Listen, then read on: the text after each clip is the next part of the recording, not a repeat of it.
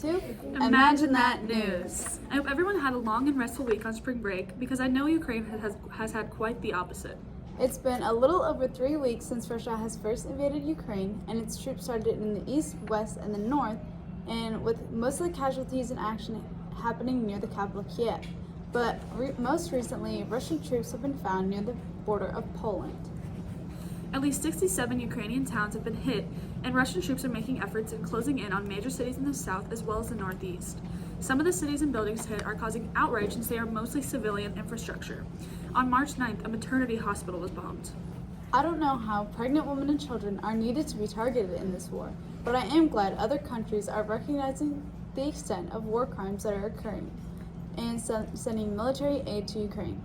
For the first time in history, the EU is financing the purchase and delivery of weapons to Ukraine after leaders agreed to transport weapons worth of 450 million euros or $502 million to Kiev.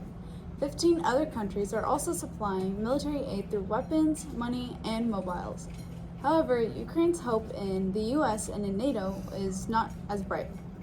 NATO country Poland offered to have the U.S. take custody of Soviet-era fighter jets that would be transferred to Ukraine in its fight against Russia. The U.S. rejected this offer, saying it could create serious problems, and NATO continues to avoid direct conflict with Russia. The question of whether or not NATO has the responsibility to apply military protection for its ally Ukraine is continuing to be asked. It seems Putin will continue this war so as long as he lives. He's not giving up. And on May 4th, he even justified these actions through UN Charter Article 51, which states, "Nothing in the present charter shall impair the inherent right of individual or collective self-defense if an armed attack occurs against a member of the charter." What self-defense he's needing, I'm not so sure. I don't see anybody bombing his hospitals. As much as this conflict is taking a hold of everybody's attentions right now, otherworldly news continues. Pakistan found unarmed missiles from India.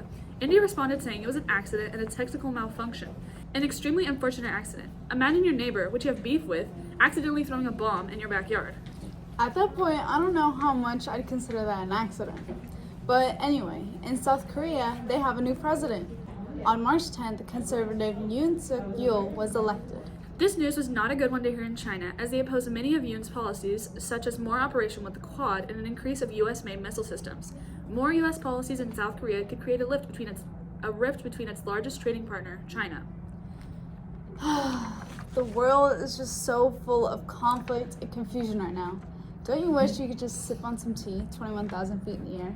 Well, that idea might not be so out of the ordinary, and especially not for adventurer Andrew Hughes, who on the 11th held a tea party on Mount Everest. Girl Scout cookies, finger sandwiches, and cups of tea at an extremely high altitude got them a place in the Guinness Book of World Records for the highest tea party in the world. I wonder what kind of snacks I would want on a tea party on Mount Everest. On to the interview section. We're here with Sahib. Sahib, if you were on the Mount Everest, what snacks would you bring to a tea party? I think that we should try the local Mount Everest foods, so like hunt and gather, and then build it right there, so it'll be like a picnic kind of barbecue thing. Digging into your true human nature roots. We're here with Laura. Laura, what snacks would you want if you were on Mount Everest? I'd probably eat like this Fiber One granola bar that I got from Sprouts like the other day.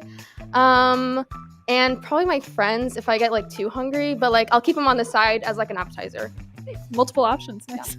We're here with Arvin. Arvin, if you were on Mount Everest at a tea party, what snacks would you want to bring? I would bring Himalayan pink salt chips. Any specific reason? No, this tastes very good, and we're in the Himalayas, so we might as well.